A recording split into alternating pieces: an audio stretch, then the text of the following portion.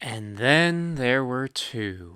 What's up, guys? Penguin CJP here, back with the review of Mega Man Timelines Issue 1. I have been so excited for this.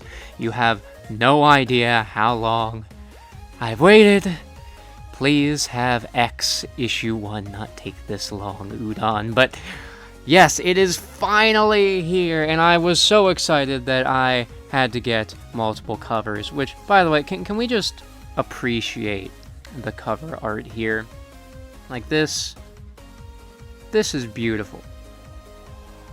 Kenny Ruse, and Nori. I probably mispronounced that. I apologize. You did an amazing job. Not only you, but can we admire this one? Like, this cover is incredible. It has characters from all over the timeline. Like, this could be a poster. Like, there's so many. You got classic characters, Rock, Roll, Proto Man, Plum is even here. You got Zero.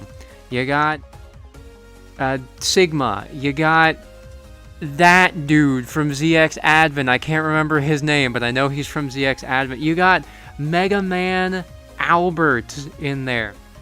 Like, this cover's amazing. Like, I'm just so glad that we finally have a new comic to talk about. So, for those who are unfamiliar with this is the new Mega Man comic series that technically started on Free Comic Book Day with issue 0 back there, which I also have a review of. But this is the main series.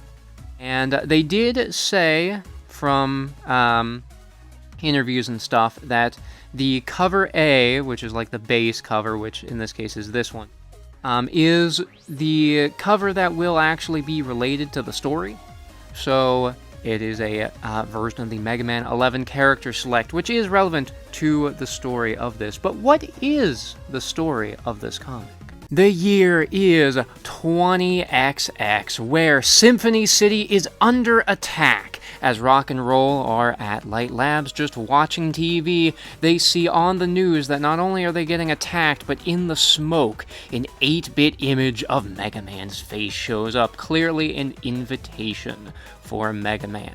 Rock suits up, gets on Rush, and flies down there, where it is revealed that two cloaked figures are causing destruction, who are actually Blast Man and Torch Man, who are under orders from Wily to attack Mega Man in order to steal back the Double Gear prototype that he has. Now, I'm not exactly sure exactly how this fits in the timeline. I'm assuming that this is meant to be an adaptation of Mega Man 11, considering that it is these Robot Masters and they're trying to get the Double Gear back as if they didn't know that Mega Man knew how to use it yet. I'm not exactly sure yet, but we'll talk about that in the story review section. But as Rock gets into the fight, he really only fights Blast Man, and the reason for that is because Torch Man does not like Blast Man. He does not like Blast Man whatsoever. Blast Man loves destruction, wanton destruction, unnecessary destruction. Torchman is not cool with that. Torchman wants a fair, honest warrior's duel with Mega Man. Just the two of them. Which he was fine with sending a message in order to summon Mega Man, but he wasn't even cool with the amount of destruction that they've already done to the city in order to do that. He wants things to be fair and just, and well, Blast Man's not having it. So Torchman does not actually fight Mega Man. He tries to tell Blast Man to stop, and Blast Man doesn't. So they get into their fight, Mega Man and Blast Man, that is. And as they are fighting, Blast Man keeps throwing metals at Mega Man. And they keep exploding, which Torchman finds out is because Blast Man, while he does have his bombs that he can create at will, he actually rigged a whole bunch of Mets to self-destruct. yeah, they were not willing to do that. He just did that because he's insane. This version of Blast Man is nuts. And Torchman wasn't having that. That was his last straw. He told Blast Man that that is ridiculous, that they are supposed to be better than that. They are better than the humans who destroy themselves. But now, Blast Man is showing that he is not better than that. And Blast Man then sends one of those Mets up to blow up in Torchman's face, which does happen.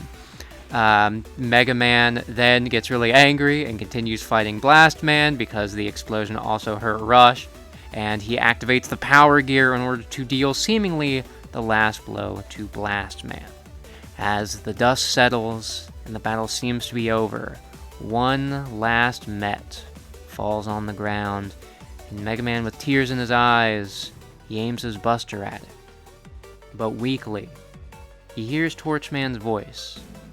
Torchman begs him to please not shoot the Met. It was not his fault that he was turned into a bomb. It was all Blast Man. The Met is innocent. And Mega Man, well, he's not quite sure until he sees a bird fly by and land on the Met's foot, and the Met doesn't do anything. Doesn't blow up, doesn't try to attack it, just lays there. And Mega Man understands. He goes and he tries to help Torchman out of the rubble that he fell in. But Mega Man isn't strong enough to be able to lift up the rubble without damaging Torchman's circuitry. Rush then comes over and tries to help as well, but Torchman already knows it's too late for him. And he asks Mega Man one final question. What is the dream that you fight for? With that, he seemingly powers down, and Mega Man looks at him silently. He then looks back over at the Met, and, well, his helmet was already damaged, so he takes parts from his helmet and uses that to repair the Met. At least for right now. He said he was going to take him to Dr. Light so that Dr. Light could do some more serious repair. But then, at the very end, Blast Man comes back up and says he's ready for round 2. So, can I just say, I love this book so far. I absolutely love the story in this issue so far. First of all, there's a lot of references, just a lot of things in here, which, I mean, yes, technically you could say that some of it is more in the art section rather than the writing section, but, like, Symphony City? Do you guys know what Symphony City is? From this game right here. Mega Man and Bass Challenger from the future on the Wonder Swan. They didn't need to make a Wonder Swan reference. Like, does anyone even remember this game? Does Capcom? Like, I know Archie kind of referenced it too, but like... Really? No, I know that's hard to read. And also in Japanese. But I swear, it says Symphony City in there. Not only that, but, like, Tango was in the house with Rock, Roll, and Rush, which, like, when was the last time Tango showed up in anything? I mean, I guess technically Mega Man 10 and the Archie comics.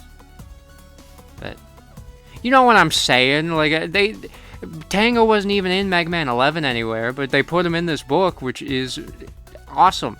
Like, the references here are really nice and really cool. And the story itself, while fairly basic, it's pretty much Mega Man shows up to the city, fights Robot Master. The Robot Master ain't cool with that.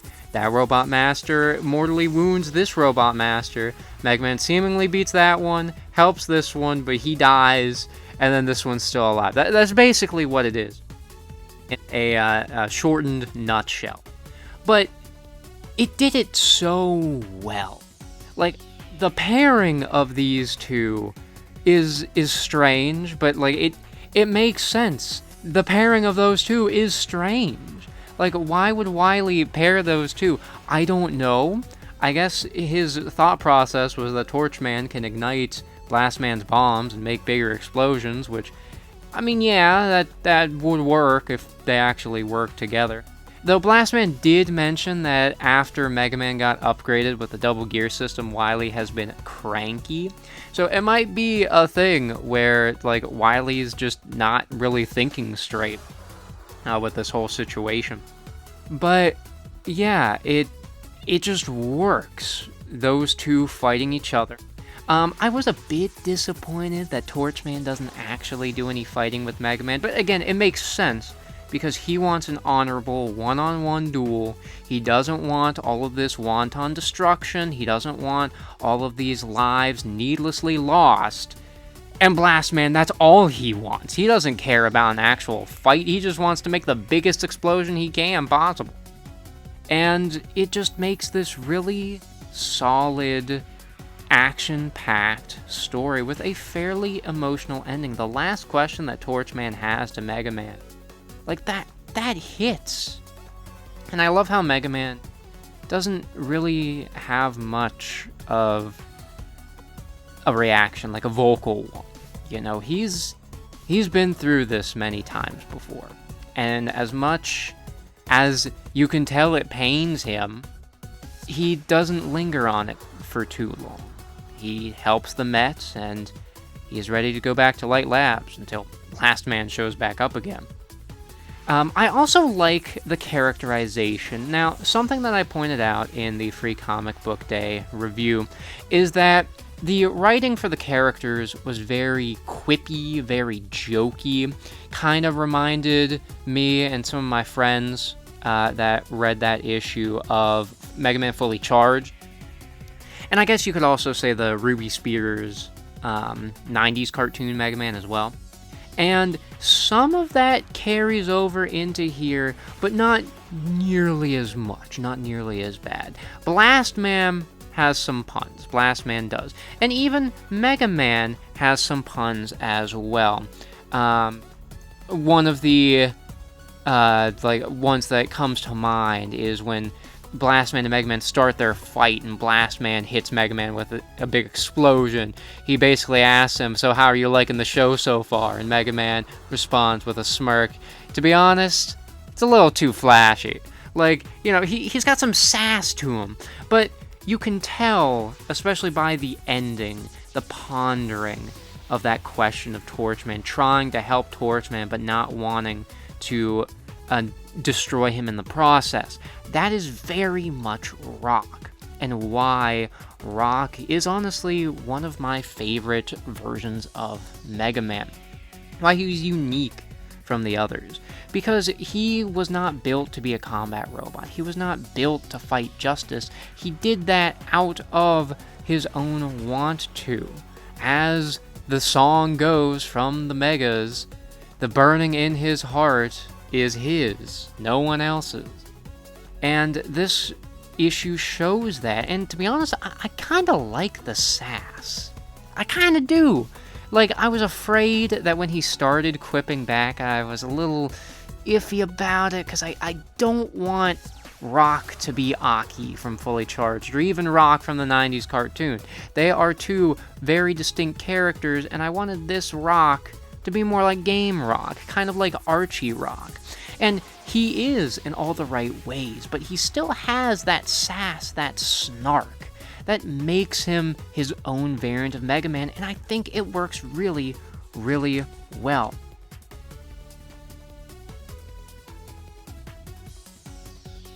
Tavis, Maiden, you did an amazing job here with the writing.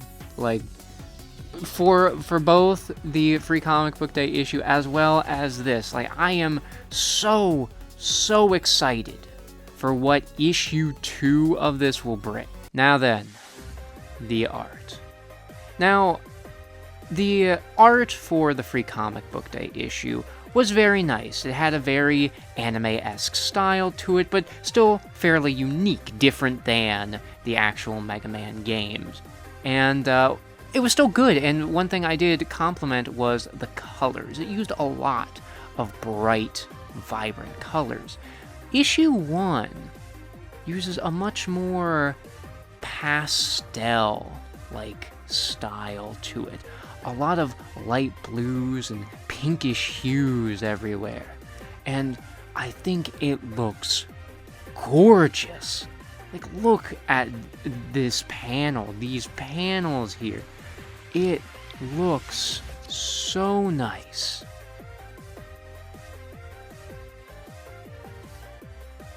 So nice. I just think that the art for this one is fantastic. Even better than the Free Comic Book Day issue, though I can see some people not being a fan of the sort of pastel style, since it is different than the base Mega Man art style, but in my opinion, it's beautiful. I think it works very well. So, final thoughts on issue 1 and the really cool cover for issue 1. I am incredibly impressed. I had high hopes from the Free Comic Book Day issue. I did.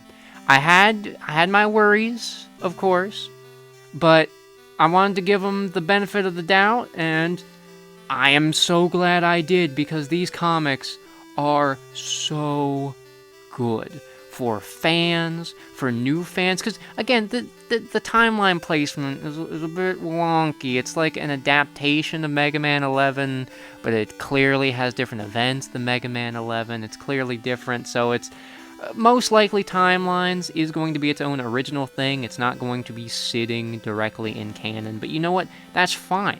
That allows for new readers to pick up these books and understand a decent amount of what's going on, which I think you could. I think if you wanted to introduce a friend to, like, Mega Man comics, I think Timelines so far is a fairly solid way of doing it.